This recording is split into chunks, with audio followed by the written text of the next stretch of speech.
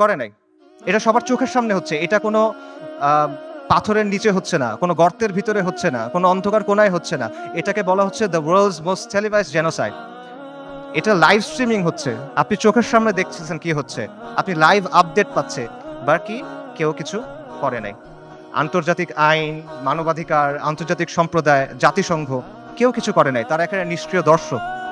আর পশ্চিমা বিশ্ব, America, Europe তারা সক্রিয়ভাবে এই গণহত্যায় মদদ দিচ্ছে। তারা ইসরায়েলকে অস্ত্র দিচ্ছে, তারা ইসরায়েলকে ফিনান্সিয়ালি হেল্প করতেছে এবং তারা ইসরায়েলকে কূটনৈতিকভাবে হেল্প করতেছে। আর মুসলিম বিশ্বের মুসলিম বিশ্বের শাসকদের কি অবস্থা? তাদের অবস্থা হলো তারা একদিকে কিছু বিবৃতি দিচ্ছে আর পেছনে তলে তলে তারা ইসরায়েলের সাথে নরমালাইজেশন করতেছে। এটা হলো বাস্তবতা। এবং এই সব কিছুর পরে যে কথা সেটা হলো মসজিদ আল আকসা আজকে বনু ইসরায়েলের দখলে। এটা হলো বাস্তবতা। কালকে যদি বনু ইসরায়েল মসজিদ আল আকসা ধ্বংস করে দেয়, কালকে যদি তারা ওখানে থার্ড টেম্পল বানানোর